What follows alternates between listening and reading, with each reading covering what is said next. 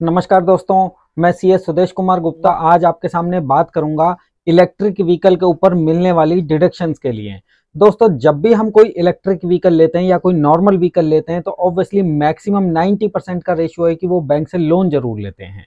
तो कितना अच्छा होगा कि अगर उस लोन के ऊपर जो हम इंटरेस्ट पे करते हैं उसका बेनिफिट हमें अपनी आईटीआर के अंदर मिल जाए, यानी कि two bird kill with one stone, काम दोनों हो जाए, टैक्स की भी बचत हो जाए और हमारे लिए व्हीकल भी अवेलेबल हो जाए। तो आइए शुरू करते हैं अपना विषय। दोस्तों, मेरे साथ वीडियो में अंत तक बने रहिए, ऐसी ऐसी बातें आपको बताऊंगा कि आपकी तबीयत खुश हो जाएगी, आपको मजा आ जाएगा। दोस्तों, तो आइए शुरू करते हैं अपना विषय। लेकिन उससे पहले अगर आपने मेरे चैनल को सब्सक्राइब नहीं किया है तो उसको सब्सक्राइब कर लीजिए ताकि मेरी आने वाली नोटिफिकेशंस आपको मिल सके। दोस्तों, यहाँ पे आप सबसे पहले देखेंगे कि इलेक्ट्रिक व्हीकल का मतलब क्या है। इलेक्ट्रिक व्हीकल, यहाँ पे जो डेफिनेशन लिखी हुई है ये सब लॉ की डेफिनेशन है, ये हमें समझ में आए या ना आए। एक आम आदमी इलेक्ट्रिक व्हीकल का मतलब ये लगाता है कि जिसके अंदर इंजन ना हो और वो बैटरी से चलती हो, उसको हम इलेक्ट्रिक व्हीकल कहते हैं, जिसका आजकल बहुत ज्यादा ट्रेंड भी है और गवर्नमेंट भी इस इलेक्ट्रिक व्हीकल को बहुत ज्यादा प्रमोट कर रही है। अब हम बात करते हैं कि इलेक्ट्रिक व्हीकल के लिए जो लोन लेगा उसके लिए किस किस को बेनिफिट होगा।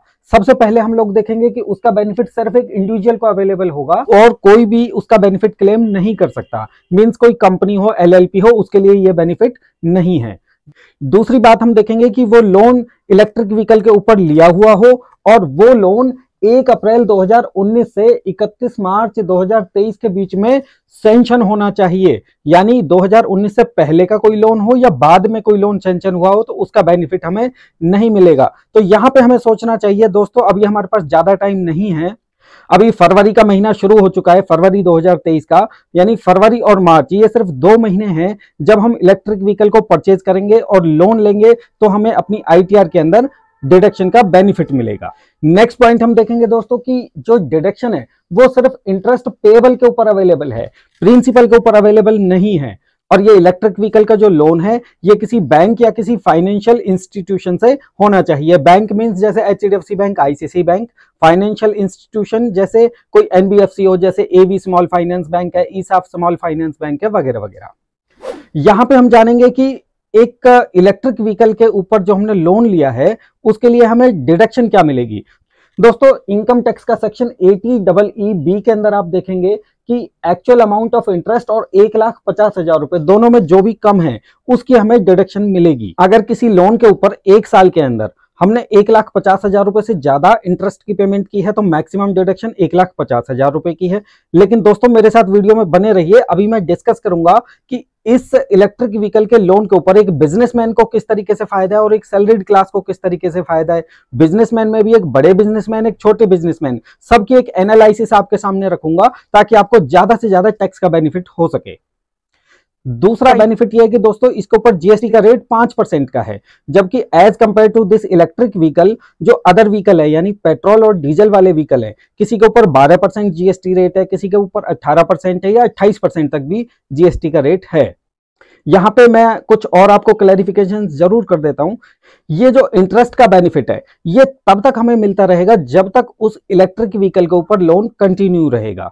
मींस अगर वो लोन 10 साल का लिया हुआ है, 10 साल तक कंटिन्यू है, तो ये 1,50,000 की डिडक्शन हमें नेक्स्ट 10 ईयर के लिए अवेलेबल होंगी। कितना बड़ा बेनिफिट है दोस्तों। मान लीजिए आपकी इनकम 8 लाख रुपए है, एक आपने 80C के अंदर डिडक्शन क्लेम कर ली 1,50,000 रुपए की और 1,50,000 रुपए की 80EE के अंदर डिडक्शन क्लेम कर ली तो आपकी टैक्स की लायबिलिटी नील हो गई। दूसरी बात, इंटरेस्ट का बेनिफिट आपको सिर्फ एक जगह मिलेगा, या तो आप एक सेक्शन 80EE के अंदर क्लेम कर लीजिए या फिर अपने प्रॉफिट एंड लॉस के अंदर क्लेम कर लीजिए। आइए इस टॉपिक को हम और ज्यादा डिटेल में और एनालिसिस वे के अंदर हम डिस्कस करते हैं। दोस्तों, जो भी आदमी व्हीकल खरीदेगा या तो वो कोई बिजनेसमैन होगा, बिजनेसमैन है तो कोई बड़ा बिजनेसमैन होगा या छोटा बिजनेसमैन होगा, और या फिर कोई सैलरीड पर्सन खरीदेगा। सबसे पहले हम लोग बात करते हैं कि एक बिजनेसमैन जो कि एक छोटा बिजनेसमैन है। छोटा बिजनेसमैन दोस्तों क्या करता है कि वो अपने सीए के पास जाता है या किसी अकाउंटेंट के पास जाता है कि मेरी इनकम 5 लाख रुपए दिखा दो और मेरी रिटर्न को फाइल कर दो। तो ऐसे केस के अंदर उसकी बिजनेस का कोई प्रॉफिट एंड लॉस या बैलेंस शीट नहीं बनती, तो वो क्या करेगा कि आईटीआर में से सेक्शन 80EE का बेनिफिट क्लेम करेगा 1,50,000 रुपए मैक्सिमम और अपनी आईटीआर को फाइल कर लेगा। तो इसी तरीके से एक बड़े बिजनेसमैन की अब हम बातें करते हैं। बड़ा बिजनेसमैन जिसकी एक्चुअल में बुक्स ऑफ अकाउंट्स लिखी जाती हैं, प्रॉपर अकाउंटिंग होती है, balance sheet profit and loss proper बनते हैं, तो इस केस के अंदर एक बड़े बिजनेसमैन ने मान लीजिए 4 व्हीकल इलेक्ट्रिक व्हीकल परचेज किए हुए हैं और 1 साल के अंदर चारों व्हीकल का डेप्रिसिएशन का बेनिफिट उसे मिल जाएगा और 4 व्हीकल के ऊपर जो एक्चुअल में इंटरेस्ट पेड हुआ है, बेशक वो 1,50,000 रुपए से ज्यादा हो, वो सारा एज ए एक्सपेंडिचर क्लेम हो जाएगा।